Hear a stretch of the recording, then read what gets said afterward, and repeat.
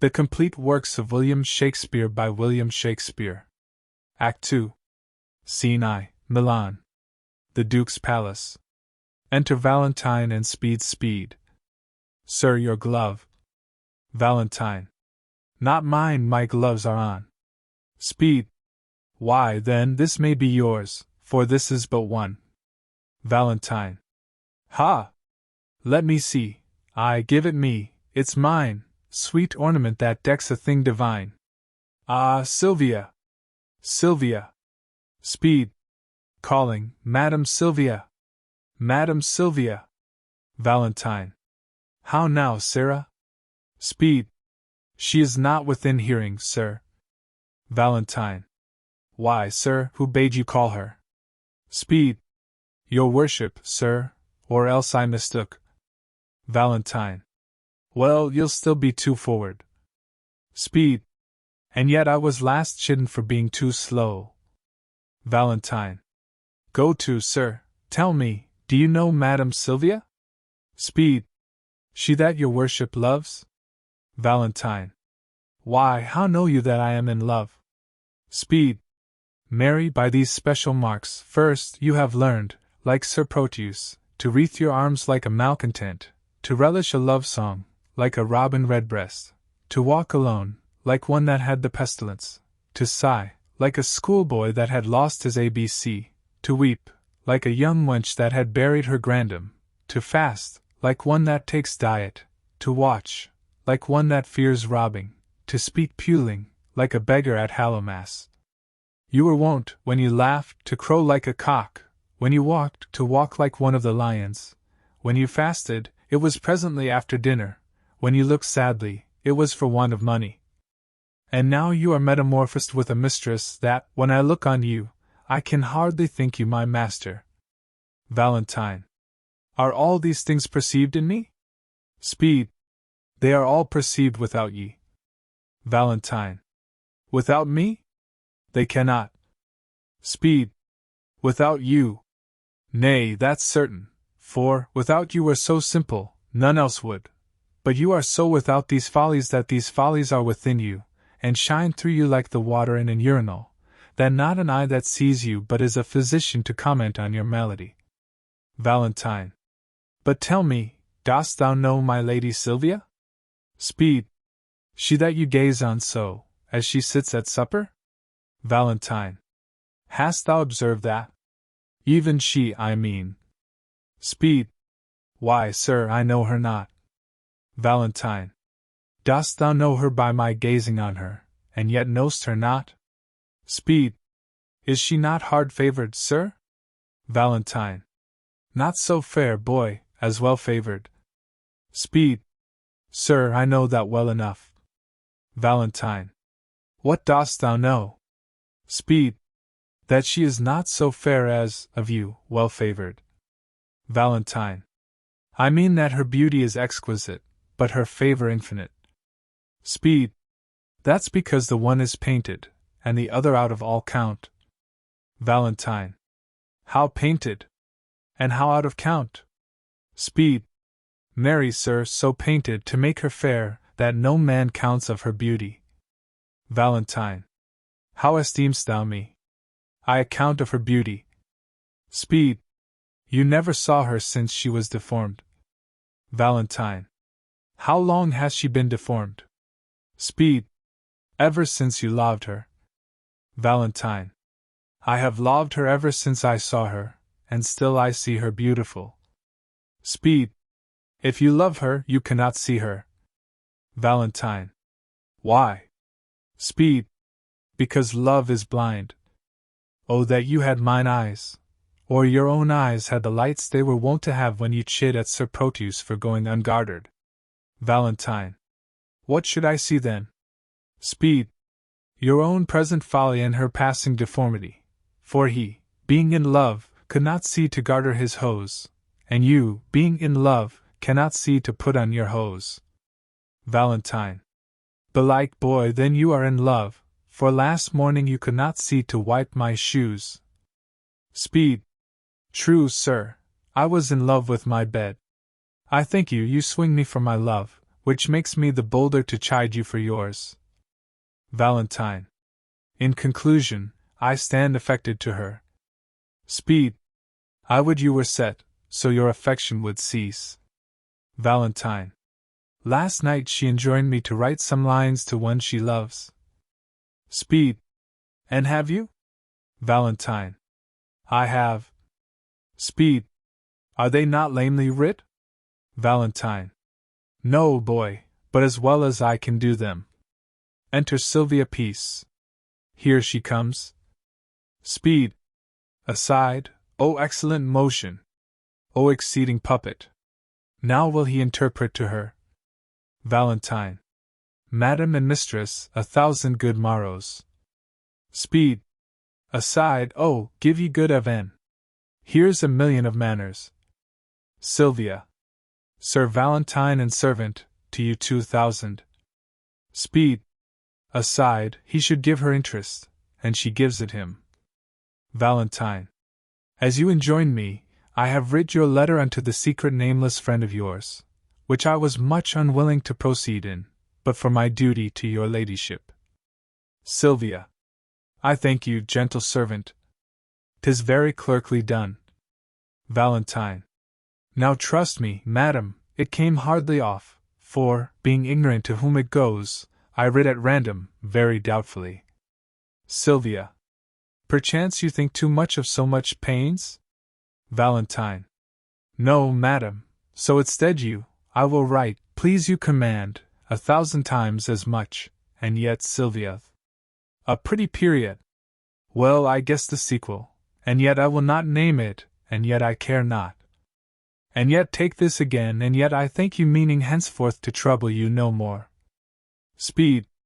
Aside, and yet you will, and yet another yet. Valentine. What means your ladyship? Do you not like it? Sylvia. Yes, yes, the lines are very quaintly writ, but since unwillingly, take them again.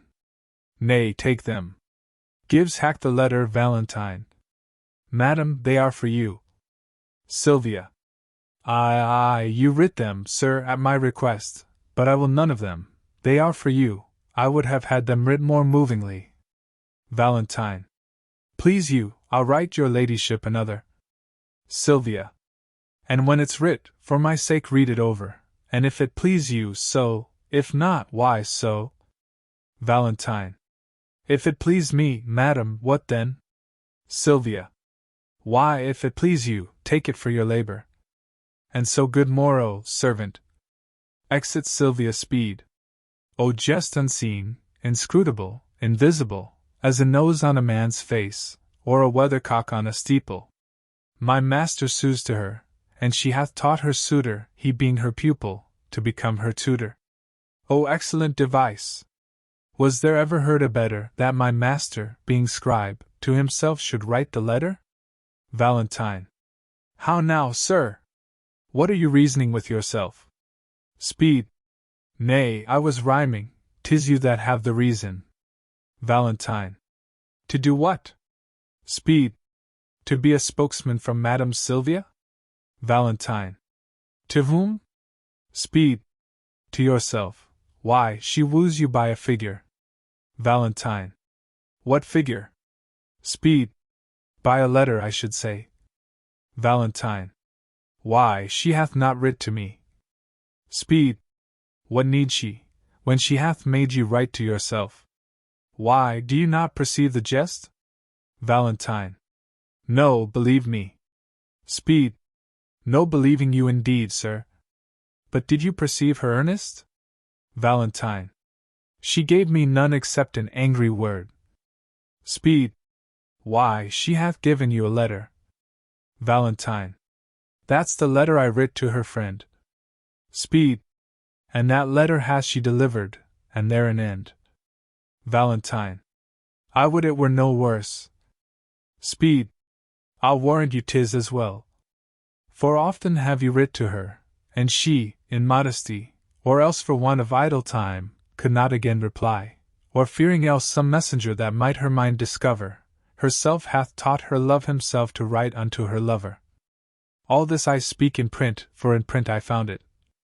Why muse you, sir? 'Tis dinner time. Valentine. I have dinned. Speed.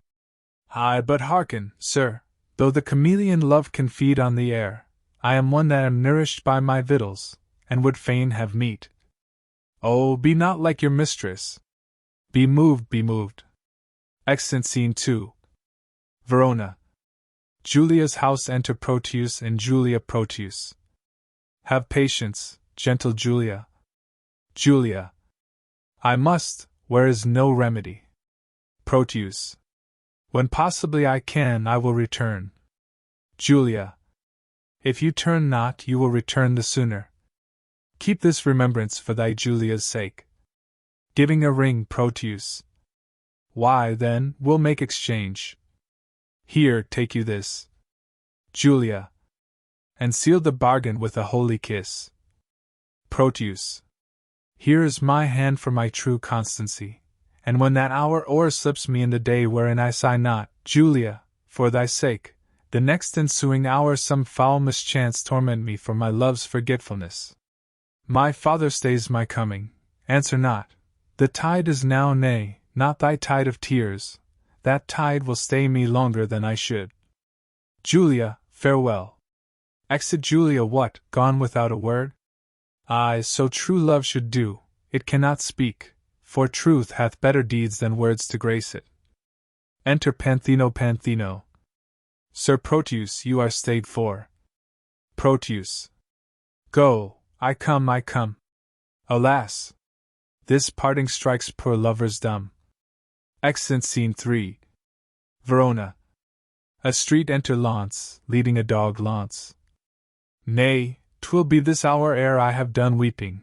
All the kind of the Launces have this very fault. I have received my proportion, like the prodigious sun, and am going with Sir Proteus to the Imperial's court. I think Crab my dog be the sourest natured dog that lives, my mother weeping, my father wailing, my sister crying, our maid howling, our cat wringing her hands, and all our house in a great perplexity, yet did not this cruel-hearted cur shed one tear. He is a stone, a very pebble stone, and has no more pity in him than a dog. A Jew would have wept to have seen our parting. Why, my grandam having no eyes, look you, wept herself blind at my parting. Nay, I'll show you the manner of it.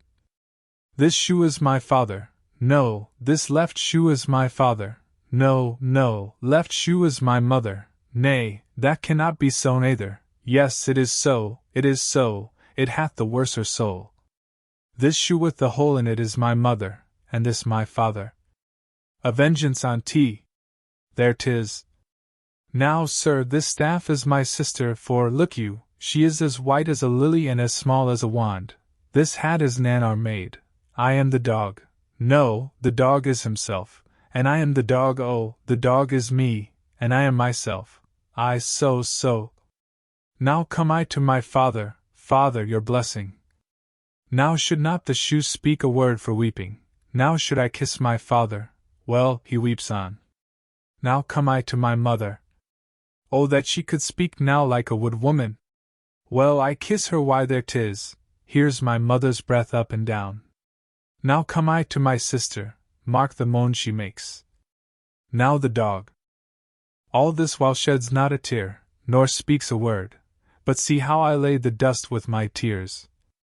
Enter Panthino. Panthino. Launce, away, away, aboard! Thy master is shipped, and thou art to post after with oars. What's the matter? Why weep'st thou, man? Away, ass! You'll lose the tide if you tarry any longer. Launce. It is no matter if the tide were lost, for it is the unkindest tide that ever any man tied. Panthino. What's the unkindest tide? Launce. Why, he that's tied here, Crab, my dog. Panthino. Tut, man, I mean thou'lt lose the flood, and in losing the flood, lose thy voyage, and in losing thy voyage, lose thy master, and in losing thy master, lose thy service, and in losing thy service, why dost thou stop my mouth? Launce. For fear thou shouldst lose thy tongue. Panthino. Where should I lose my tongue? Launce. In thy tale. Panthino. In thy tale. Launce. Lose the tide, and the voyage, and the master, and the service, and the tide. Why, man, if the river were dry, I am able to fill it with my tears. If the wind were down, I could drive the boat with my sighs. Panthino. Come away, man, I was sent to call thee. Launce. Sir, call me what thou darest. Panthino. Wilt thou go? Launce. Well, I will go. Exit Scene 4. Milan. The Duke's palace. Enter Silvia, Valentine, Thurio, and speeds Silvia. Servant. Valentine. Mistress? Speed. Master, Sir Thurio frowns on you. Valentine.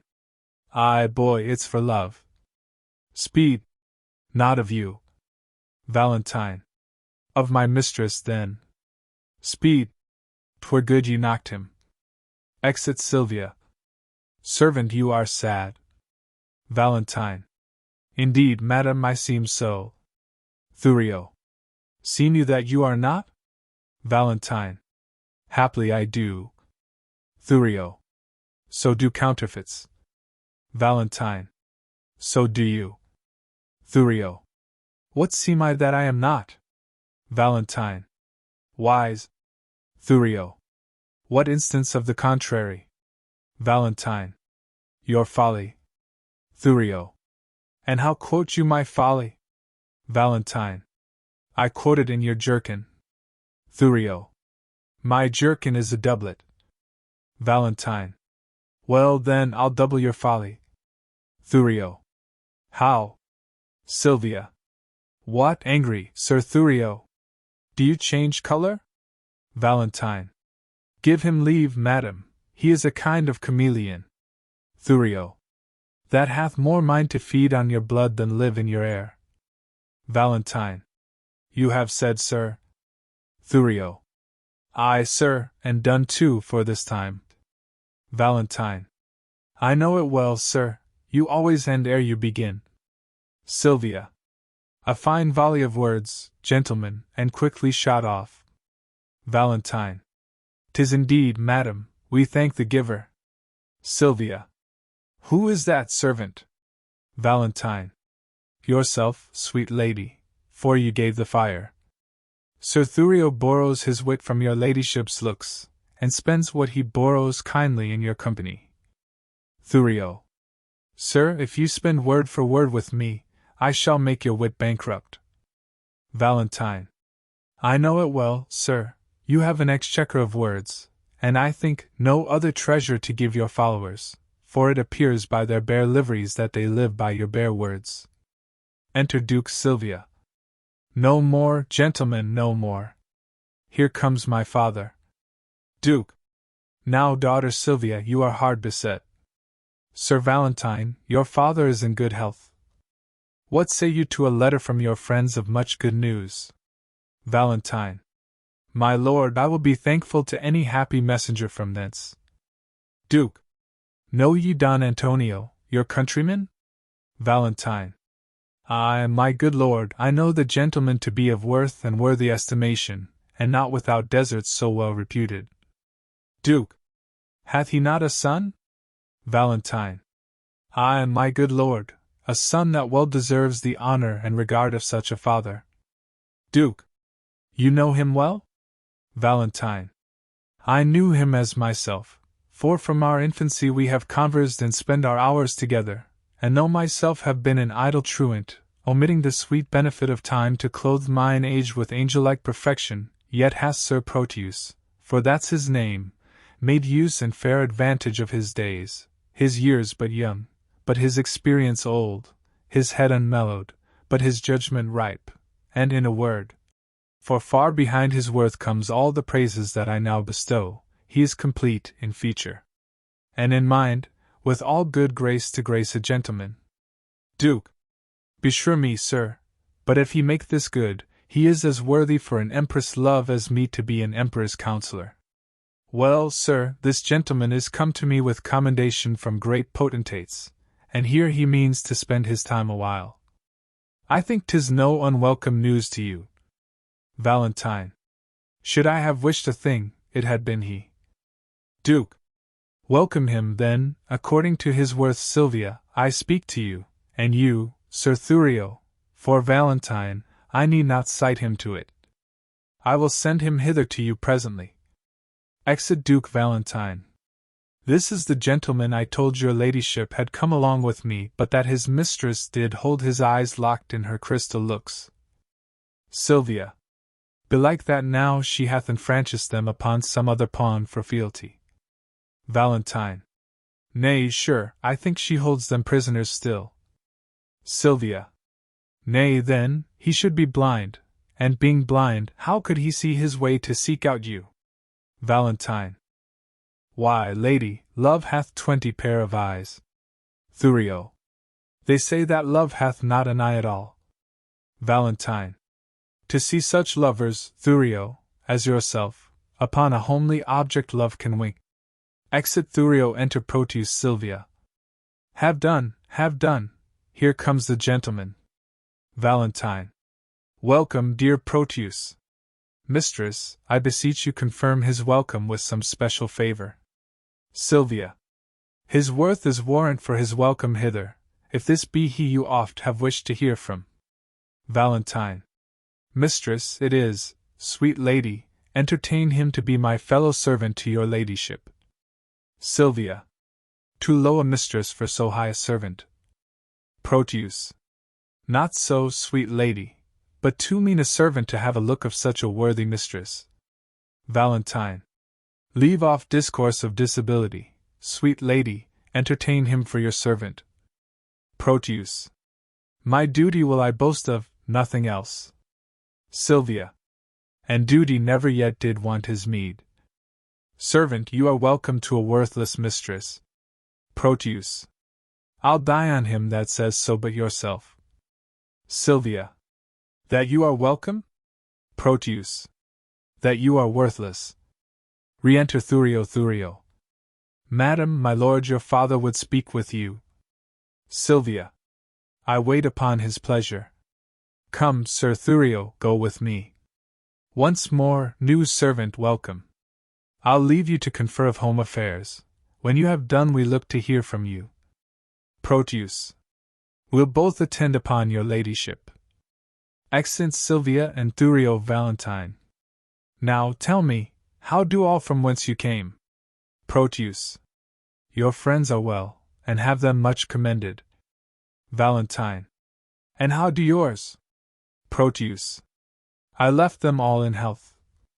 Valentine. How does your lady, and how thrives your love? Proteus. My tales of love were wont to weary you. I know you joy not in a love discourse. Valentine. Ay, Proteus, but that life is altered now. I have done penance for contemning love, whose high imperious thoughts have punished me with bitter fasts, with penitential groans, with nightly tears, and daily heart-sore sighs, for, in revenge of my contempt of love, love hath chased sleep from my enthralled eyes and made them watchers of mine own heart's sorrow.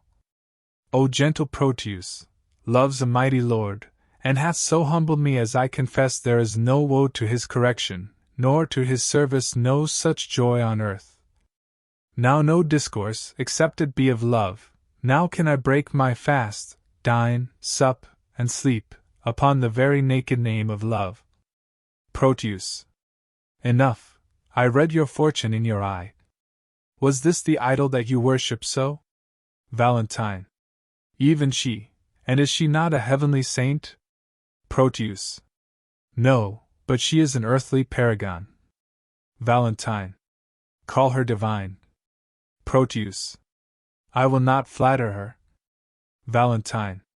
Oh, flatter me, for love delights in praises. Proteus. When I was sick you gave me bitter pills, and I must minister the like to you.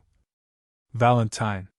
Then speak the truth by her, if not divine, yet let her be a principality, sovereign to all the creatures on the earth. Proteus. Accept my mistress. Valentine. Sweet, accept not any, except thou wilt accept against my love. Proteus. Have I not reason to prefer mine own? Valentine. And I will help thee to prefer her too. She shall be dignified with this high honor to bear my lady's train, lest the base earth should from her vesture chance to steal a kiss, and, of so great a favor growing proud, disdain to root the summer swelling flower and make rough winter everlastingly. Proteus. Why, Valentine, what braggartism is this? Valentine. Pardon me, Proteus, all I kin is nothing to her, whose worth makes other worthies nothing, she is alone. Proteus. Then let her alone. Valentine. Not for the world. Why, man, she is mine own, and I as rich in having such a jewel as 20 seas, if all their sand were pearl, the water nectar, and the rocks pure gold. Forgive me that I do not dream on thee, because thou sayest me dote upon my love. My foolish rival, that her father likes only for his possessions are so huge, is gone with her along, and I must after, for love, thou know'st, is full of jealousy. Proteus. But she loves you? Valentine. Aye, and we are betrothed, nay more, our marriage hour, with all the cunning manner of our flight, determined of how I must climb her window, the ladder made of cords, and all the means plotted and agreed on for my happiness. Good Proteus, go with me to my chamber, in these affairs to aid me with thy counsel. Proteus. Go on before, I shall inquire you forth. I must unto the road to disembark some necessaries that I needs must use, and then I'll presently attend you. Valentine. Will you make haste? Proteus. I will. Exit Valentine. Even as one heat another heat expels, or as one nail by strength drives out another, so the remembrance of my former love is by a newer object quite forgotten. Is it my mind, or Valentina's praise, her true perfection, or my false transgression, that makes me reasonless to reason thus?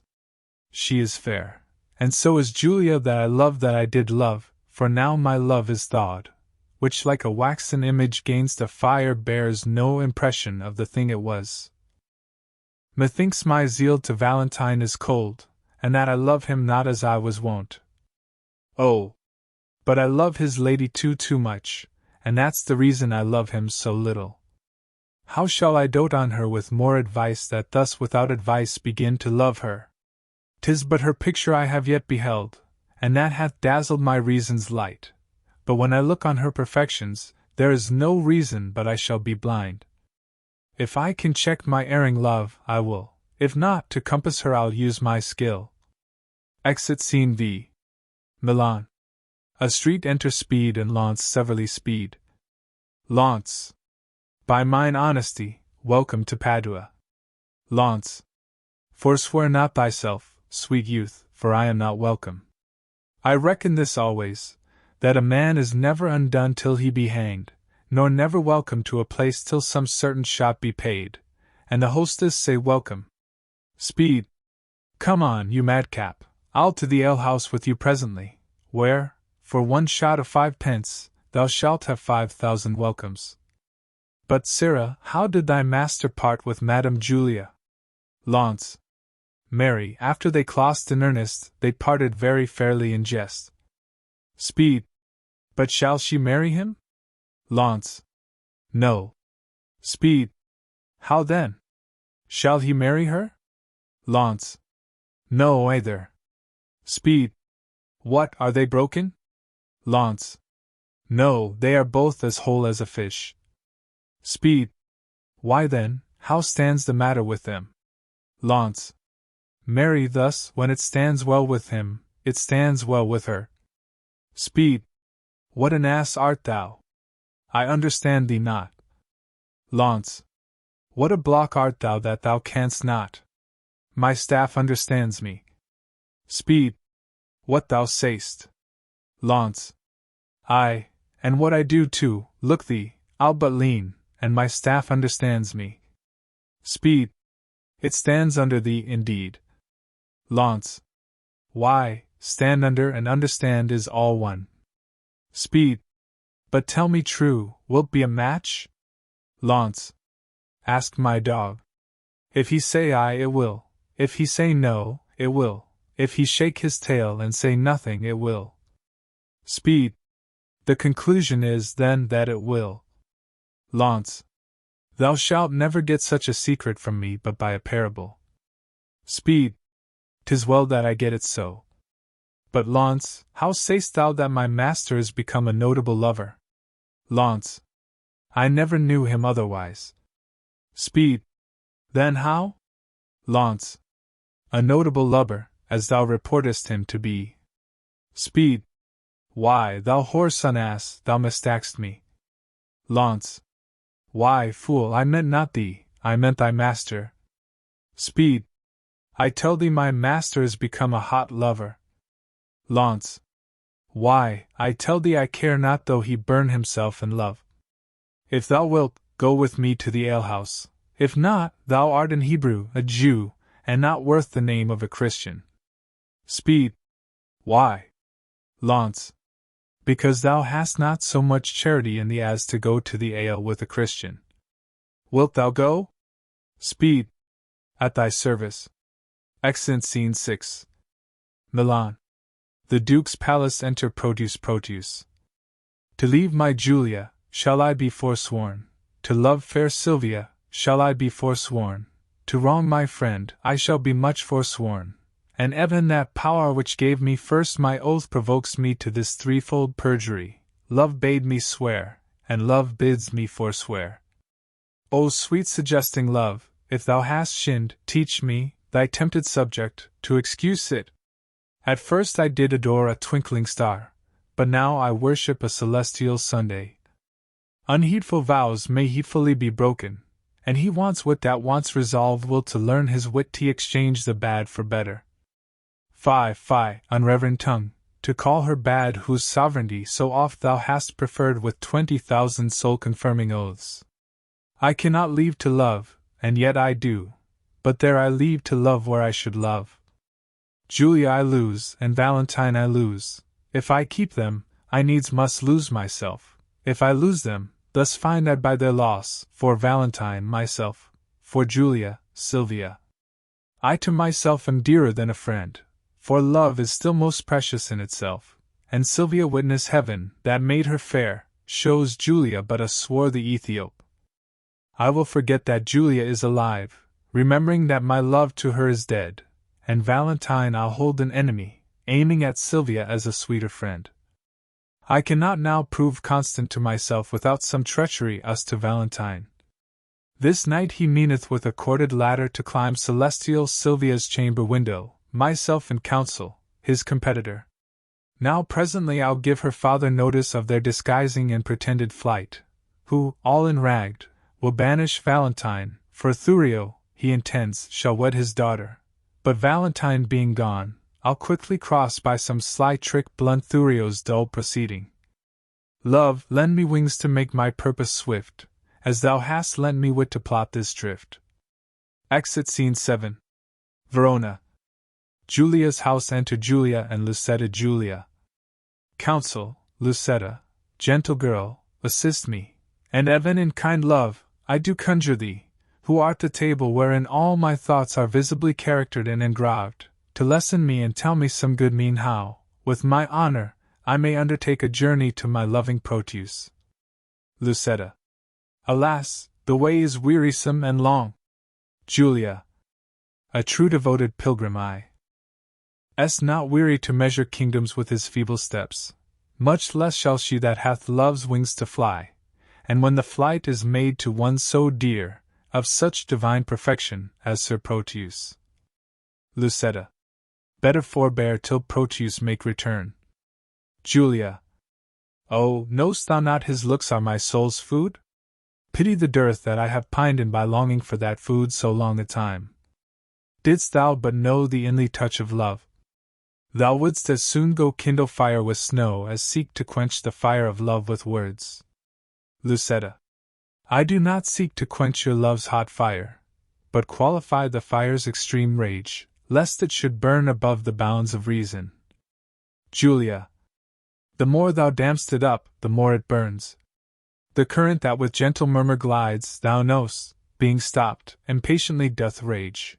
But when his fair course is not hindered, he makes sweet music with enamelled stones, giving a gentle kiss to every sedge he overtaketh in his pilgrimage, and so by many winding nooks he strays, with willing sport, to the wild ocean. Then let me go, and hinder not my course. I'll be as patient as a gentle stream, and make a pastime of each weary step, till the last step have brought me to my love, and there I'll rest as, after much turmoil, a blessed soul doth in Elysium. Lucetta. But in what habit will you go along? Julia. Not like a woman, for I would prevent the loose encounters of lascivious men. Gentle Lucetta, fit me with such weeds as may beseem some well-reputed page. Lucetta. Why then, your ladyship must cut your hair. Julia. No, girl, I'll knit it up in silken strings with 20-odd conceited true love knots to be fantastic may become a youth of greater time than I shall show to be. Lucetta. What fashion, madam, shall I make your breeches? Julia. That fits as well as tell me, good my lord, what compass will you wear your farthingale? Why, Evan, what fashion thou best likes, Lucetta? Lucetta. You must needs have them with a codpiece, madam. Julia. Out, Lucetta, that will be ill-favored. Lucetta. A round hose, madam, now's not worth a pin, unless you have a codpiece to stick pins on. Julia. Lucetta, as thou lovest me, let me have what thou thinkst meet, and is most mannerly. But tell me, wench, how will the world repute me for undertaking so unstaid a journey? I fear me it will make me scandalized. Lucetta. If you think so, then stay at home and go not. Julia. Nay, that I will not. Lucetta. Then never dream on infamy, but go. If Proteus like your journey when you come, no matter who's displeased when you are gone. I fear me he will scarce be pleased withal. Julia. That is the least, Lucetta, of my fear, 1,000 oaths, an ocean of his tears, and instances of infinite of love, warrant me welcome to my Proteus. Lucetta. All these are servants to deceitful men. Julia. Base men that use them to so base effect. But truer stars did govern Proteus' birth, his words are bonds, his oaths are oracles, his love sincere, his thoughts immaculate, his tears pure messengers sent from his heart as far from fraud as heaven from earth. Lucetta. Pray heaven he proves so when you come to him. Julia. Now, as thou lovest me, do him not that wrong to bear a hard opinion of his truth, only deserve my love by loving him. And presently go with me to my chamber, to take a note of what I stand in need of to furnish me upon my longing journey. All that is mine I leave at thy dispose, my goods, my lands, my reputation, only, in lieu thereof, dispatch me hence. Come, answer not, but to it presently. I am impatient of my tarriance. Exeunt.